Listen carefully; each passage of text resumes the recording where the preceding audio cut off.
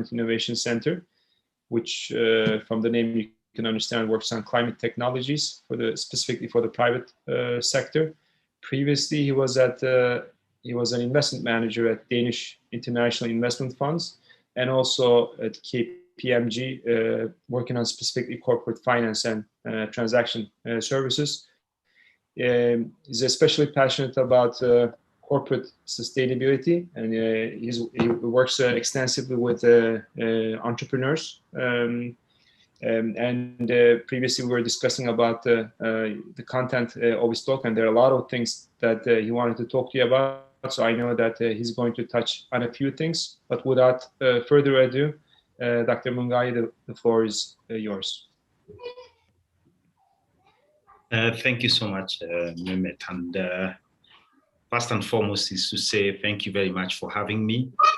I know that it's written somewhere that it's a keynote speech, you know, and the way I want to do it is just a conversation, you know, and when we were I was going through how best I can be useful for this activity, well, is to tell my story. And as I tell my story, I hope that my story will help you to move, you know, from surviving to what I call thriving. And, you know, just starting with my story, I think as Mehmet was saying there, I am born and raised in Kenya. I'm speaking to you from Nairobi. I was very fortunate, you know, I was born about 40 kilometers outside Nairobi. You realize that when you're living in, you know, a lot of countries in Africa that, you know, it gets to rural very fast as you leave the city. So actually within 20 minutes of leaving Nairobi, it will become a rural area. And therefore I'm coming from about 40 minutes from that. And that has some influence in terms of my life and how I've done my things. So obviously went into a Kenyan university to do business management. Later on was very fortunate to have been picked as one of, you know, top students to work for KPMG in Eastern Africa, where I was doing corporate finance and transaction services for about 7 years. And really the job there was about telling businesses what they should do, you know, kind of advising businesses. But I felt a little bit bored and I said, well, what about if I have the money myself and I help businesses, you know, to put that money instead of giving advice. And this exploration took me to Copenhagen.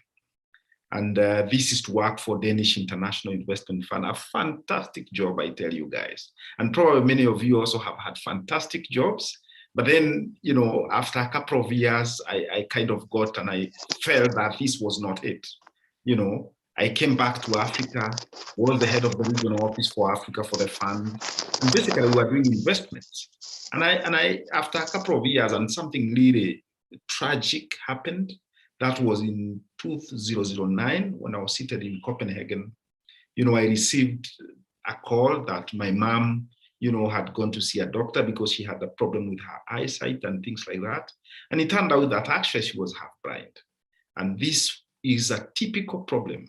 And I repeat, this is a typical problem in the continent of Africa in the sense that 50% or more of women who are age 50 and above, they are partially blind. And the reason for this is how they've been cooking. I was talking about living 40 kilometers outside Nairobi, where many of the people are using what we call wood fuel as the agent for cooking, you know, as the only source of energy. And that turns out to be, you know, they are in very dirty kitchens and because of smoke, in indoor house pollution, air pollution. And eventually what then happened is that I started exploring, you know, like what you are doing now, you know, start thinking about a solution, you know, a cooking solution that then would help Kenyans. And indeed, what started as a health problem turned out to be a climate change issue. So eventually in 2012, I was fed up, despite the fact that I had a fantastic job. And I decided, you know, let me go my own way and let me try something out and see whether this will be able to work. And I guess, again, probably this is the scenario that you're facing where you want to try out, you know, something. You might be living a fantastic job and here you are, you have seen an opportunity and you want to try something. And this something that I tried was Climate Innovation Center. Fortunately, using the networks, using collaborators, I was able to convince the World Bank to give me $4.5 million US. And the basic reason for that 4.5 million US dollars was really to go and help businesses, to start thinking about climate change as an opportunity. Remember, it started as a health problem, trying to replace wood fuel with an alternative. It ended up being that now I had 3 sectors, which is renewable energy, water management, and agriculture, as the 3 sectors that I was trying to see how can I make transformation in livelihoods. Already this was in 2012. Remember, we didn't have Paris Agreement. At the same time, we didn't have SDGs. Probably we were in that scenario of MDGs. And I kept on starting now educating myself around the issues of sustainability. And quickly in 2014, I was already declared myself as a sustainability evangelist. Somebody going out there trying to provide solutions that then become sustainable. Fortunately, in 2016, the money that I had gotten from the World Bank, I think it's good to mention here, it was for 4 years. So in 4 years, it was to end in 2016. And in 2015, I went again to my connections in Copenhagen, and they gave me 10 million US dollars, to put the same venture and to push things. And that is the money that saw us until, took us until December last year, where we were managing for the Danish government about, give and take about $15 million. We've now gotten into a new program, and that program is 50 million US. And we are still kicking and we are still pushing. We have added 2 sectors, commercial forestry, and the 4th sector is waste management. Now, why am I telling this story? I'm telling this story because it's almost 10 years now, and I have lessons that I've learned from the 10 years. And I think these are the lessons which will definitely move you from surviving. I was surviving in 2012, 2013, figuring it out. And now I'm still not thriving, but I think I'm on the trajectory of thriving because I have this objective of 100 million by 2027, and I clearly can be able to see it coming. So, but then what are some of the lessons that I've learned through this journey? I think number one, and the most important thing that we must put at the back of our mind is that it takes time. I know probably people have told you that it's not instant. Unfortunately, it turns out that we as the founders, we want very quickly to get into something, and hopefully that something can start working out. My friends, I don't think it works like that. Normal world doesn't work like that. It requires a lot of patience. It requires a lot of, connections. It requires a lot of, brainstorming by yourself, what I call brain writing. And sometimes you feel like, I'm wasting time, trying to figure out which is the best business model. It is okay. So the first lesson that I want to tell you, it will take time. In fact, I have a number for that. I hope that I'm not going to disappoint anybody here, but I think the right time is between 6 and 8 years. Within that period is when you truly, start seeing results. I got from 4.5 million US dollars.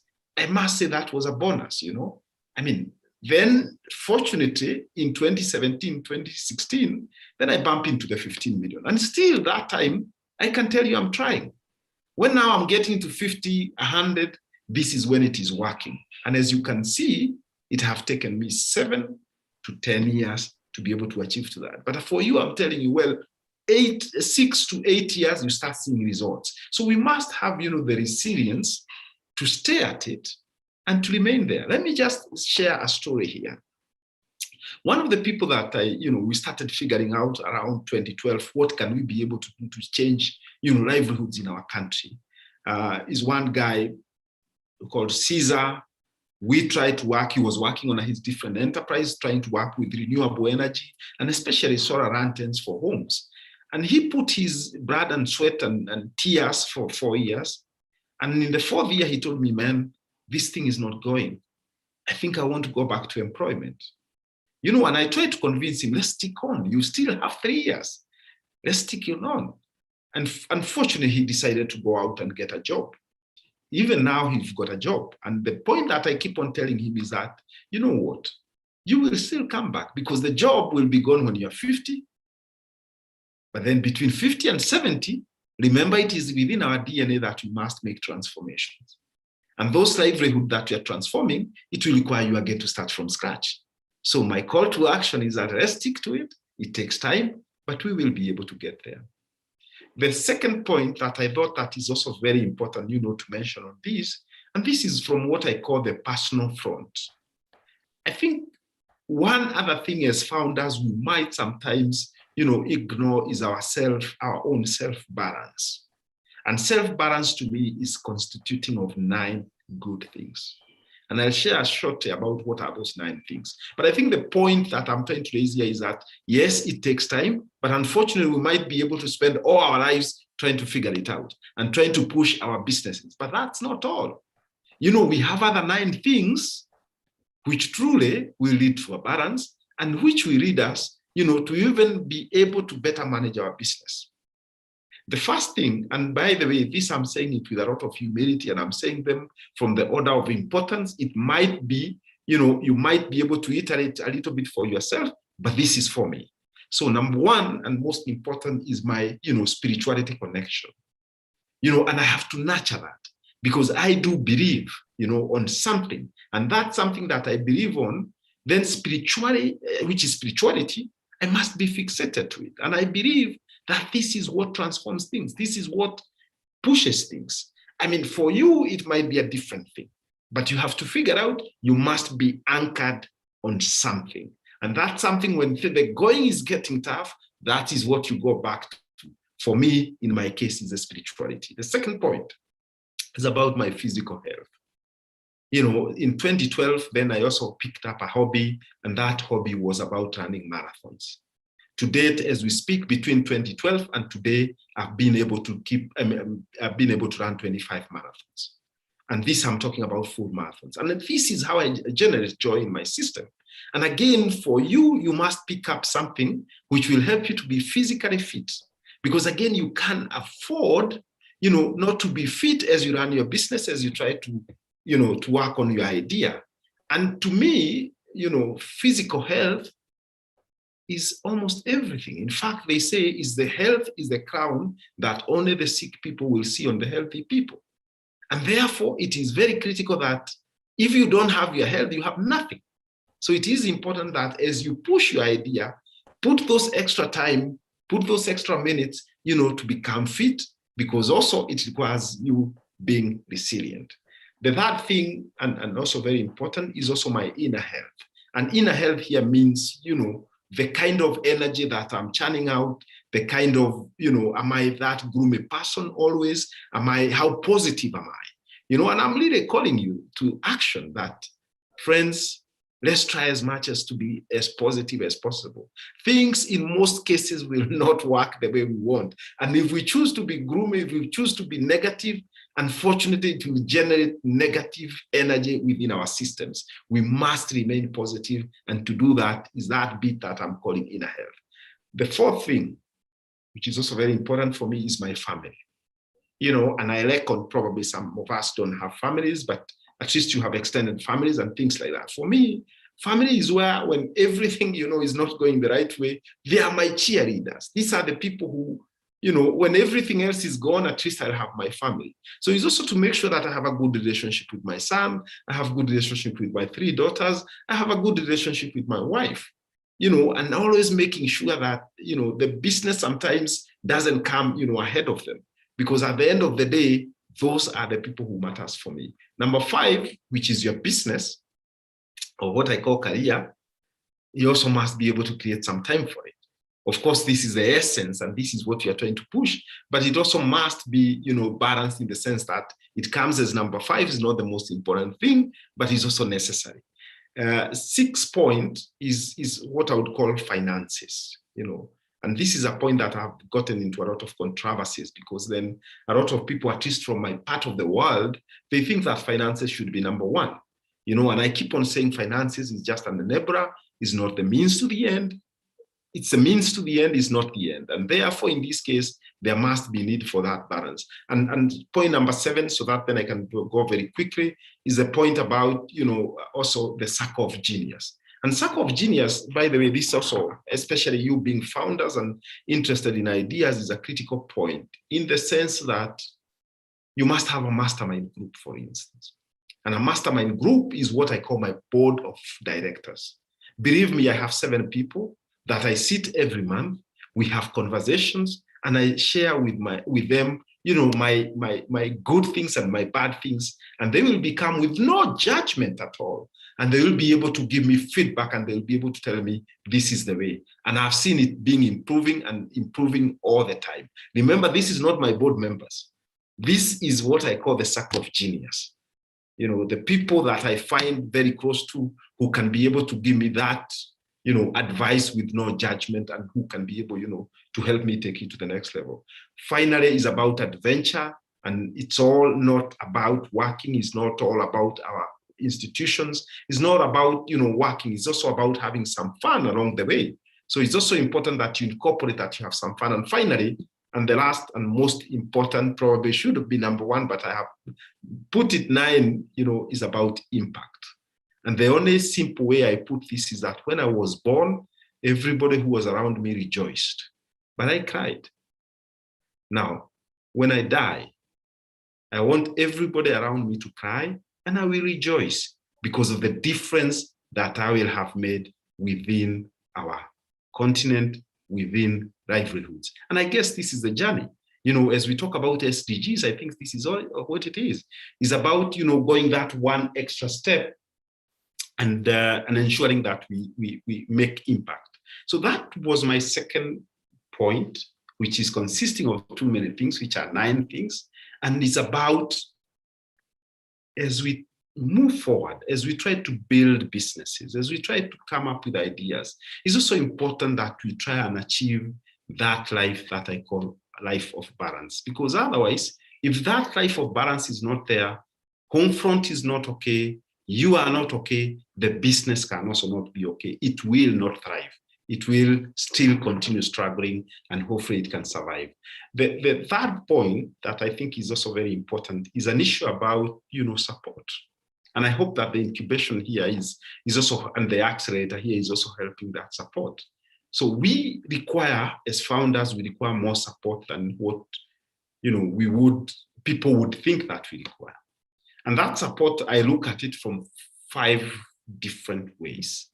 Number one is obviously to recognize that not necessarily all of us are business people. And again, I'm saying these points so that then if you're seeking support to be able to grow your business, you can be able to seek, specific support, and you can know exactly what is it that you require. So from my perspective, we need 5 different types of support. Number one, we are not necessarily business people. Sometimes we don't understand some of the concepts, and therefore we need somebody to hold our hand and help us with what is called business advisory. And this business advisory is where they can help us to make bankable business plans. They can help us to plug in some capability or capacity issues. They can help us with tools that can be able to see our businesses or ideas moving to the next step. And truly, what we are saying here is that, as we think about, growing our businesses, as we think about looking for specific support around that area of business advisory will be very key. The second point, which not necessarily is a big problem in some places, is about finance. But I think the problem is that there's so much finance out there. The problem is that we need to be, number one, investor ready, to figure out how can we become investor ready and to accept the financing. But also more importantly is to figure out at what stage and what kind of financing do we require. What am I talking about? For instance, we are at the startup space. In my case, the 4.5 million, to be very honest with you, it was proof of concept. So again, is to think about, do I need proof of concept? Do I need growth or early stage financing? Do I need seed funding? Or do I actually need growth funding? And that also is determined by the level and the stage at which your business is at. And therefore, it is very critical that as we talk about support, we talk about finance. It could also be about grants. We never know. So it's about, figuring out what kind of support do you require when it comes to financing. That thing, and in many cases, and also when you are talking about innovations and we are talking about, championing up new things, the challenge number 3, and which I think is the elephant in the room in most places, is about an enabling environment. To seek for an environment that, is helpful for your business. And this enabling environment, from my perspective, I look at it from 2 perspectives. It's about policies that are there. We all know that policy is innovation is always ahead of policy. What that means is that you can be able to come up with brilliant ideas, brilliant products, brilliant services, but you can't actually be able to put them into the market. And the reason for that, because you have a gap either in policy or in standards. And therefore, it is important that as we continue with our ideas, we map what are some of the policies that we might need. And already now we start, pushing and looking for support to how to enable that. And so that then we can have a proper enabling environment. The fourth thing is obviously information and, and knowing who have got money, who have got what technology, who is doing what, so that then also we don't reinvent the wheel. Again, we require support when it comes to information. And finally, one other point is about, access to facilities. And access to facilities to me means many things. One, it could even be an office space. Second, it could be, testing services. For instance, going back to my case of my mom, some companies came up with the idea of making cook stoves, that then would replace wood fuel. But then I needed to provide a facility where they can be able to test how effective and how efficient are those cook stoves, so that then we can be able to optimize them. And therefore, that particular area is also very important. Back to my point is that you need support, and you require more support than you might think you need. And that support, as far as I'm concerned, comes in fivefold. It's about business advisory, it's about access to finance, it's about enabling environment, it's about information, and finally, it's about facilities that then can be able to enable you to push your idea to the next level. The fourth point that I've also run within my almost 10-year journey trying to establish Climate Innovation Center is also the discussion about having dreams. And I keep on saying dreams without action are illusions. And it's very important to know this point. And it's good, and I tell, when I'm speaking sometimes to my kid, and I tell them how powerful that skill is about visualization. We know that we're in 2021. I'm already talking about 2027, that I want to be having $100 million US being managed within the organization. Clearly, I must have a plan, I must be able to visualize it, and I must be able to check almost on a daily basis.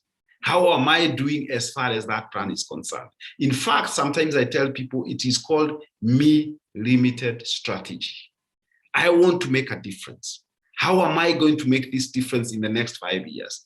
Clearly, you need to have a plan, you need to have a way that then you'll be able to, to engage, and hopefully within those five years, you have a clear map of exactly what you want to do. What I've realized with many founders is that, they live by day. A lot of innovators, they live by day, but they don't have, that vision. This is where I want to go. And one thing is to have the vision. The other one is to have, a work plan. The other one is to roll the sleeves. The other one is to figure out and to map who exactly do you need, as you move through this journey to help you to be able to achieve it. And therefore, it is very important that we have all this in place. And with that, then hopefully you'll reap the benefit of seeing, your things coming into place. And I normally give this with an example of a marathon. When I'm running a marathon, it's 42 kilometers, it's 26.2 miles. Normally I count it from kilometer side, it's 42 kilometers. And I will be able to cut it into 8 pieces of 5 kilometers each. And every time I finish my 5 kilometers, and I have a dedicated thing that I do in those 5 kilometers. So maybe I'm thinking about my business for 5 kilometers. Then I go to the next piece of 5 kilometers. I think about my family. Then I go for another. I think about the impact that I'm making. And that gives me the energy to keep on going. But more importantly, is because I've cut the journey into 8 pieces. I don't see, the moment I see 42 kilometers, it becomes crazy. So it's exactly the same. You have a big dream. You want to transform lives and to make sustainable lives of 5 million people. You can't start thinking about 5 million now. Think about your first 100,000. And you work on those 100,000. Before you know it, you will be in your 2 million. And before you know it, you are doing your 5, 10 million people of transformation. Basically, what are we saying? Have a plan, have a work plan around it, and also cut it into small pieces, and also celebrate the small wins. Those small wins are pretty important, because then they help you to give you the energy to move on to the next step. My last point is obviously to say that, you know, it's tough, but as it become tough, the tough get going. So if you incorporate these 5 lessons that, for instance, I've gone through in my life, they will obviously be very helpful. And again, hopefully your business will come away thriving as opposed to surviving, and hopefully you get to that next level. I want first to stop at this point. We take a few you know, conversation. Remember, I said it is a conversation. It's not a keynote. So let me hear any comments that you might have, and hopefully then we can take it from there. Thank you.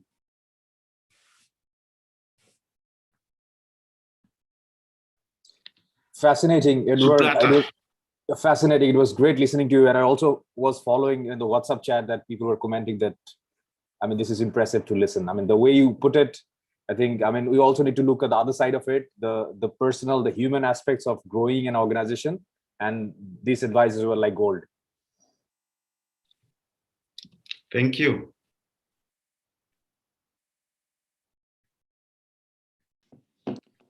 Edward, maybe a personal question. How did you select marathon running? Yeah, actually, it's a good story, and it's a story behind it. So I went to Copenhagen, and I went to Copenhagen Business School. It was executive MBA, which we used to do on Thursday, Friday, Saturday, and Sunday. Normally, what would happen, the Danes would buy a couple of beers on Saturday evening as we do our homework, as we do our group works, then we would enjoy the beer. It turns out that when I was leaving Nairobi in 2007, I was very determined that when I come back, I'll come back a big boss, you know, a big man, a man of influence. But please note, in my part of the world, in the continent, one measure, you know, of how well you are doing to become a big man or a man of influence is actually something we call public opinion. Public opinion is not the public opinion you know, is how big is your tummy, you know, and how heavy you are. So ideally, when I was getting to Copenhagen, I was very determined, but that when I'm coming back, I want to be about 100 kilos so that then I can command the authority that that body comes with. And these beers that the Danes were bringing, they used to take 2, I would take 5. Scoops of ice cream I would be able to take, you know, remember my objective is to be more than 100 kilos. Believe me, when I was coming back to Nairobi in 2011, 2010, I was 103 kilograms. One guy in Copenhagen told me, Edward, but you cannot do that. I mean, that public opinion, what we know in Scandinavia, if you have that, then people will think you can't take care of yourself. And if you cannot take care of yourself, what else can you take care of? You know, and people will not be able to give you point of responsibility. But then I said, well, let me go back to my country and figure it out. It's opposite. When I arrived, then a couple of months I was working, and I truly didn't like the way I was looking. And I also didn't like the weight. My wife also was, you know, was not too happy about it. So when I decided, let me start walking. Please note that in high school, in the university, I never participated in any sport. So around 2011, end of 2011, I started my walking. And in June, May 2012, I was running my first marathon in Copenhagen. And the rest is history. I've lost about, you know, 20, 30 kilos during this period, which is about almost 10 years now. So that's how I chose marathons. All right. Thank you for that anecdote.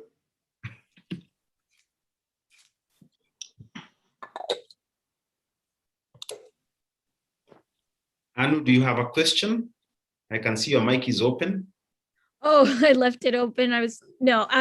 Thank you for your presentation. I would say any special advice you might give to some of us who are raising capital at this stage? Yeah, so maybe you can, Anu, if you don't mind, can you say a little bit more? Because actually I didn't have the profiles of the different people, but I would like to, you know, to understand what kind of business you are in, what kind of idea you are pushing, and then hopefully then I can be able to have some perspective. Absolutely. So I'm the founder of a company called Sheconomy, and we have a mobile app where you can listen, learn, and earn cryptocurrency tokens for listening to podcasts. And it's basically a way for us to learn about women's health, entrepreneurship, financial literacy, investing. So it's content that's designed on Android apps, iOS apps, and also a new platform called Kaios. I believe it's in Kenya as well. It's in Nigeria for sure. It's in other parts of Africa. It's a low cost mobile phones, like $20 mobile phones, where you can listen to our podcast. So we're trying to get voice for the voiceless. People can record their content, but also earn money for listening and rewards. And so that's our platform, and we're global. We do events as well, virtual events, and so on and so forth, all built during the pandemic. So our platform is probably 2-3 months old. We just built it, and so now we're scaling around the world. And have you raised funds before on this one? Yes, I have angel investors from my previous company, and this Sheconomy is actually a spin out. We've had the first investor in Spotify. We had Princess Rima of Saudi Arabia. The first investor, the first investor that we had was the author of the Jobs Act, that is an attorney in New York. So it's international group of angels, and now we're getting ready to raise a seed round. Yeah, so thanks for that. The context in regards of where you are with your business. But I think a couple of things. One, obviously, what you described seems, and especially if you connect it, with the SDGs, you connect it with, including climate change, because I think there's hope where you can be able to connect from that perspective. There's quite a bit of money which is running around, globally, that is looking for those spaces. The only problem that I must tell you is that, and that's what probably I was talking about business advisory, that the connection between, people connecting their business model and, for instance, the impact it have got on SDGs, the impact probably it have on climate, that is an important element and is missing in many of the pitches that I've seen. But if you can and be able to, and I hope that the platform here can be able to help you, to articulate that. If you can be able to articulate that, there's too much money which is flowing, which is looking for a home that can be able to transform livelihoods. Of course, the second thing that is very important, one is the connection. The second thing, which I think also is very important, is to have, a robust M&E framework, because you must also be able in future to tell the impacts that you're making. Sometimes you are forgetting about that. I've seen, funders or founders who have well articulated how they are going to meet specific requirements as livelihoods is concerned and transformations, but then they are not having a proper tool to measure how that will be able to happen. And if you can be able to connect that, I think there could be different options. There could be different, places you can be able to find money. One other point that I think is also very important for all, maybe it might not be very relevant for you, is also to think about, and I know it's something probably sometimes we take for granted, and also looking at the enterprises that have been supporting, generating cash from within themselves. That's the best way you can fund your business, where if you can be able to generate revenues within your organization to grow, that is, of course, we won't scale sometimes, but it's always good, to have some level of cash generated within the organization. And many people, and especially probably this is an African problem, because we know there's many grants, there are many cheap funding out there that we are going for, and we forget that actually is a business that you are growing. And if you are growing that business, then it must be able to churn out revenues. But I think that's the way I would put at it. We've seen a lot of banks, as I was saying, about money flowing, a lot of investment funds which are looking for investments or home for money, where then we can be able to make a difference in lives. So that's the way I would put it, Anne. Thank you so much. We've got a climate dimension right now. We're working with several climate initiatives to educate women, and around water sustainability, around just financial literacy in general. So this is super helpful. Thank you so much. Thank you. So I have a question, Edward. Hello. Yeah, go on. Yeah, hi. My name is Mehdi. I'm the founder of MyCash. So we have a financial platform for the migrant workers. Currently, we're operating in Malaysia and Singapore.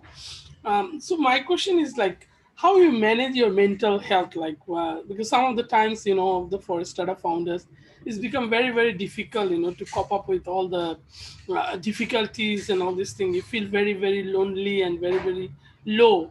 How you actually overcome that type of situation mentally? Yeah. Thanks, Hassan. And that is a brilliant question. And I take it back to that thing that I probably didn't give it, a lot of weight. The 9 things that I talked about. Believe me, this is my home. This is where I thrive. This is what will make me, not to get, out of this world. It keeps me in.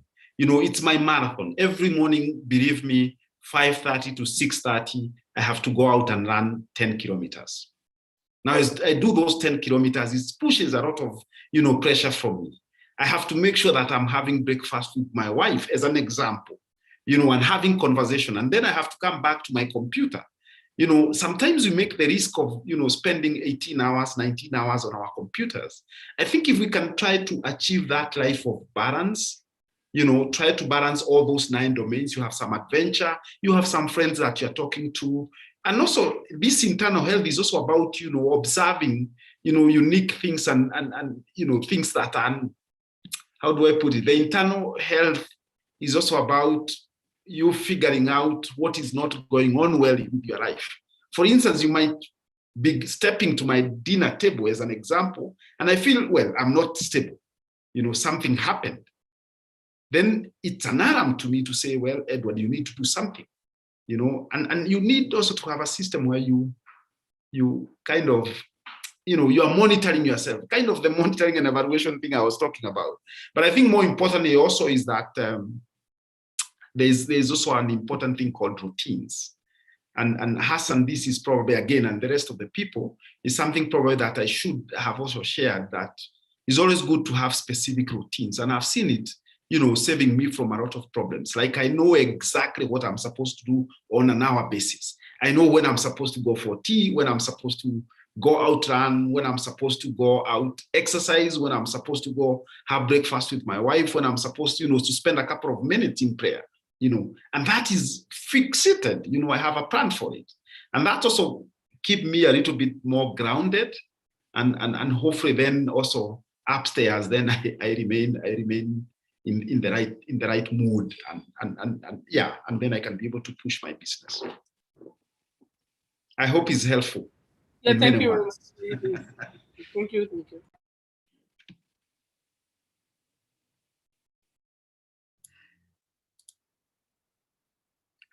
Hello. Yes, Osman. Yes, I have another question. Thank you for the amazing presentation. I can just give a brief information about us. We are Accurates, and we provide an alternative way of assessing agricultural fields feasibility, I can say in short. And we have an insurance product for smallholder farmers in Mali right now, with a partnership with an InsurTech and an alliance. And we think we can also deliver this satellite-based information into microcredits as well. But it's kind of hard in the finance sector to develop a new solution, and especially in the credits, because you're giving away the money first and then waiting for the return. So what do you think about it? Can you help us on where to start? Because we are in talks with banks, and we are in talks with several funds as well, but still it's going a little bit slow. That might be... Well, yeah, so I think the question here is, how can I be of help? But actually, before I get into even being of help, I think it's also an issue about the approach.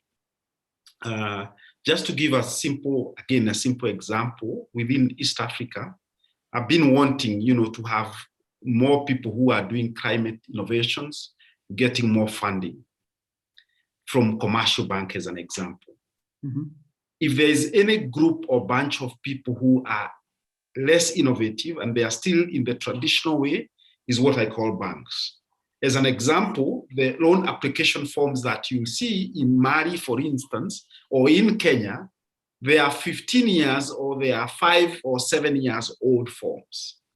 These are the forms which will still ask you for 3 years of financial statements, and if possible, audited by a big 4 firm, so that then they can be able to trust them. We moved a long time ago.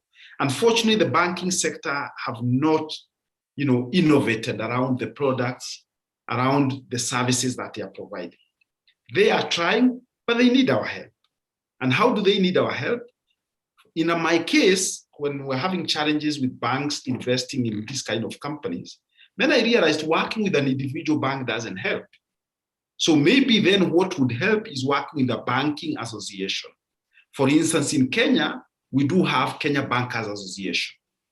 Normally, these are people who want to make transformations within banking industry, and they want also to help banks to speak more to their customers and also to associate with the customers' problems. So as opposed to, to going to a specific bank, my advice would be, and we can think about, I'll share my contacts, we can think about bringing this to East Africa, but I think my advice to you is that talk to networks like Association of Banks, and also go to them with sometimes approved concept. Or even sometimes tell them we are trying to make a proof of concept. And the moment you start proving concept and they start seeing it working, believe me, the uptake level is significant. Because then nowadays people want to see something which is working. Unfortunately, there's too many people with too many ideas and good ideas and bad ideas.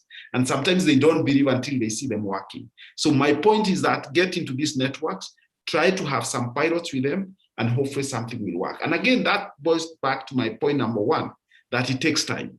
So even if we come to East Africa, we'll have to engage with various banks, the association, and hopefully within 1 year, 2 years, 3 years, we will have a product which then will be taken up by the banks. So that's the way I would look at it. The other good thing which is working on your side, and if you put it, you position it about climate change, livelihoods, and all that, then you have more people listening to you, because there is a movement which is sweeping across, the continent and developing world, which is about sustainability and how we can do, better things for better livelihoods. So those would be my 2 cents around that. In regards to, trying to figure out how I can help, I'm happy, even to have conversations about East Africa, but also general conversation. And please, out of the courtesy of UN Tech Bank, I'm happy also to I'm happy to connect with all the people and where necessary to give advice and to open doors if there's need for that. Thank you. Thank you very much. That was really insightful. Yeah. Thanks, Osman. Can we connect with you on LinkedIn, Dr. Mungai? Is that okay? Yeah, sure.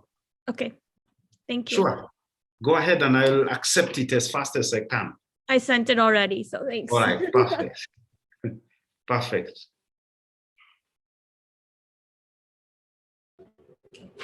Since Osman's question started about the Africa, I have a question, or I would love to hear your comments. The teams listening to you here, we have 2 calls going parallel. Financial inclusion for Bangladesh and digital agriculture for Uganda.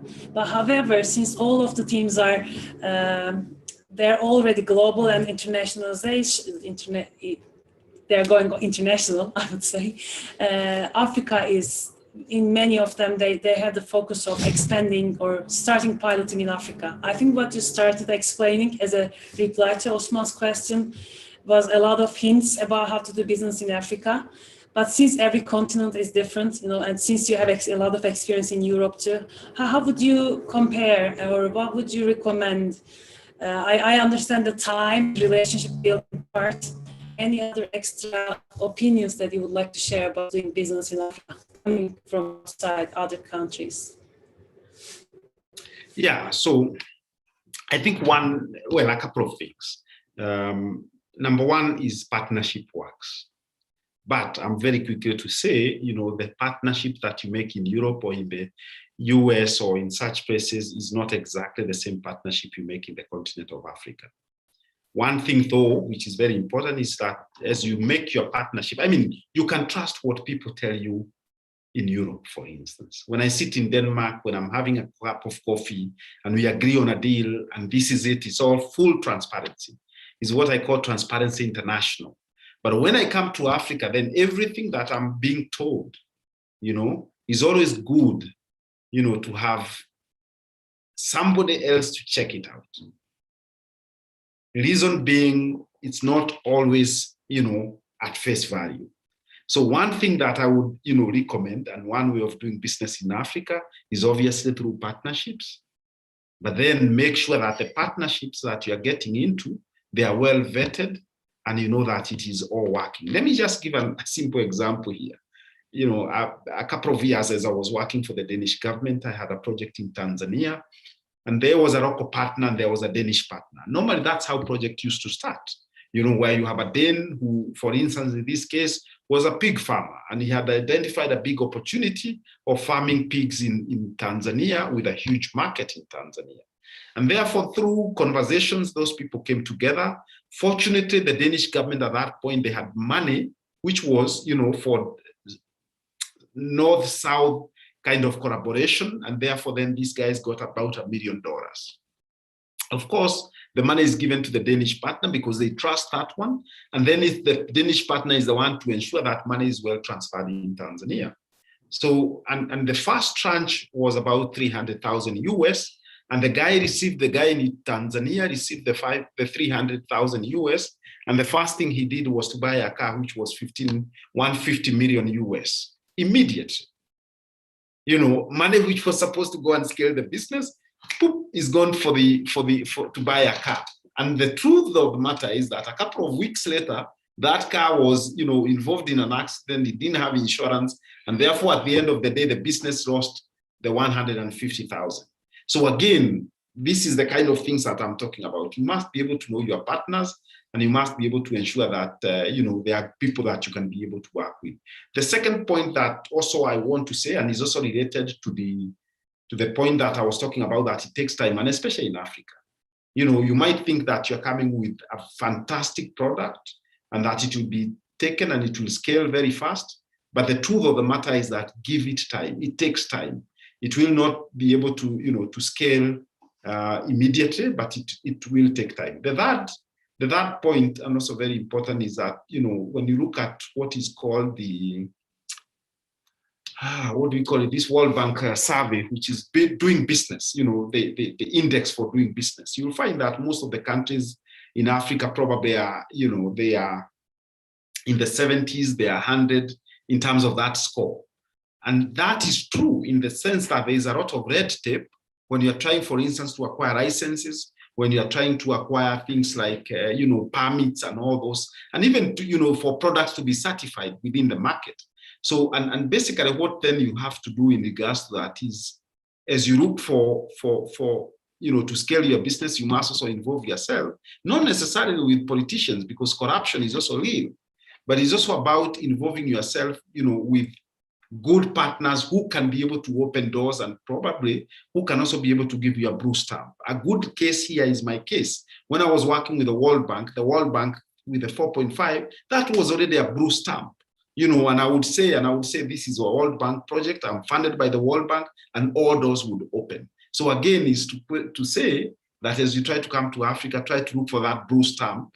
Most likely it would be a government, a government from the north or something like that, and that would be able to help you quite a lot too. It could also be a UN body which is with you, like the SDG accelerator. That also could be a good, door opener. And I think those are some of the benefits. Those are some of the supports that I was talking about that, we need as we try to scale our businesses. Thank you. Thanks a lot. You got a lot of insight in such a short while. Thanks a lot.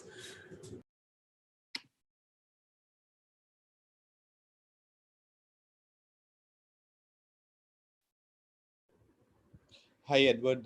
This is Ayan here from Bulldog Web Services. So just had a question. Okay, before that, let me just introduce our company. We are a blockchain SaaS platform that provides transparency and traceability solutions that reduce fraud, waste, and information asymmetry in agri-value chains. So with this increased supply chain visibility, we make the processes compliant, verified, and basically that enables trade-induced economic growth, environmental sustainability, and social development. So we do the audits on the blockchain and do the complete traceability, 100% traceability right from the source. And we're working right now in Tanzania with about 40,000 farmers. It's a EU-funded project with Solidaridad, where we're getting them certified. So it's all sustainably produced coffee and tea. And by getting them certified, we give them a wider market access. And also there is one more program, because the identities would be on the blockchain. There would be a financial inclusion for women and youth participation in these businesses. So this is what we are doing. What I wanted to ask you is, how do we get into, because we're trying to get into Africa in these kind of sustainability projects, how do we reach out to various donor organizations and the nonprofits so that we can drive sustainability at the ground level? Well, the first question probably that I have for you, Ayon, why are you not in Kenya? But anyway, we can discuss that, But I think, from my experience, what I think would be very much helpful for you, and I don't know whether anybody on your team have tried to do this, is to go out and map up all the donors who are in the agri-value chains, to map up all the foundations which are in that, and also to map up, the various companies, because also private sector, company like Unilever, as an example, they are also trying to support these kind of initiatives. I don't know whether you have had anybody trying to map up that. And the moment you map up that, then the second thing that you try to figure is obviously the contact, so that then you can be able to establish the funding windows. Let me just give an example here. This January, we got funding from the Danish government. That funding, the conversation started maybe a year ago. Now, the intelligence that we had, and this is what I'm saying, that you need to get the intelligence of who is funding what and when and for how long, is very critical, because now, once we found out that they were willing to fund, and remember their funding is for 5 years. And what that means is that they give you money for 5 years and they will not open the window again. So there's nobody else who can come back to the Danish government in Kenya to be funded in the next 5 years, other than the 10 or so people that have been locked into that program. And I think this is where many of the organizations are not figuring out. The intelligence that they are trying to do is not helping. So my point here is that try to get intelligence, find out who is giving money, how much they are giving, and for how long, and when is the window opening, and when is the window closing, because that way then you can be able to be part of that. The second thing, and very important, is to use and to leverage on the work you are doing already in Tanzania. I tell my team, for you to be sustainable, there are 5 things that matters. Well, one thing which matters is obviously sustainability. But as we try to build these businesses, and especially like your business, from the understanding that I have now for it, is that one critical element that you have to figure out is about the people. And people is your staff, people is your customers, people is the beneficiaries. The people that your customers are serving. That's also very important. And the moment you are able, to figure out what kind of theory of change, how does change happen within those people in terms of transforming their livelihood, that's very critical, and that story is very important. The second thing, and very important, is for you, and I think I was talking about it earlier, is about the impact and the difference you are making and packaging that. Now, once you package that impact, the second thing is communication. One thing which I've seen is making a huge difference, and where people, even who don't know you, they'll be able to reach out to you, is that communication have become so cheap with social media, with all these things. You have to put your stories out there. In fact, if I were you, I would put a lot of investment, for communication and highlighting not only about your organization, but more importantly, highlighting, the impact, the difference that you're making and the people that you're serving. Now, once you do that, the fourth thing that is also very important is what we call value for money. All these kind of people that you're looking to talk to, they want to see maximum impact at very little cost. That translates into economy, efficiency, and effectiveness, which is about value for money. And lastly, all these four things will give you resources, they'll give you sustainability, and you'll be able to maintain the message. You can keep the message and to sustain the message that you are preaching.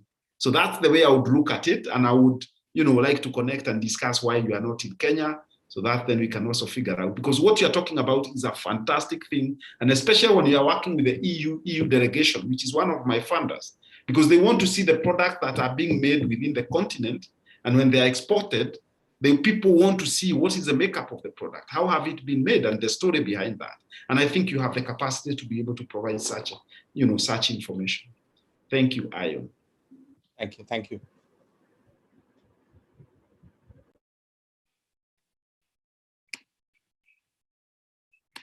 Any other question?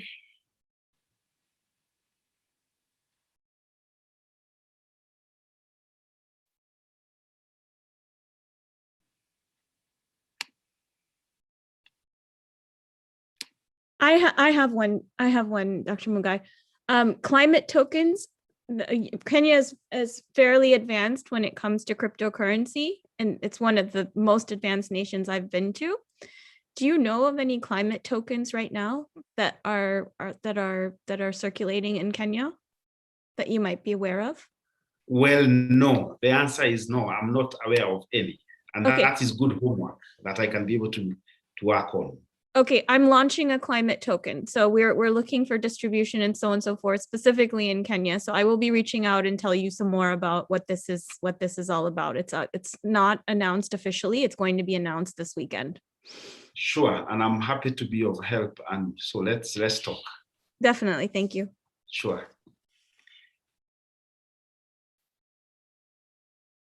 So Mimet, I think we don't have any other question. And I think probably we should call it a day. It's already 4 o'clock. What do you think? Yeah, I think that's fine, unless some final questions before we wrap up. Okay. So thank you very much, Edward, for that insightful talk and the answers and the offer to help our startups offline as well. This was real inspiring, and we'll share the link on the YouTube as well with a wider network. Thank you again for joining today, and thank you everyone. Hope you enjoyed and benefited from it as much as we think some of the teams have. Yeah, and I've shared my contacts, so please feel free to reach out. I've shared 2 emails, and I must say thank you very much also for the opportunity also to hear first of all some of your projects, but also to be given the opportunity and the platform to share some of my lessons that I've gathered over the 5 years or 10 years. So thank you very much, Mimet, and also for the invitation.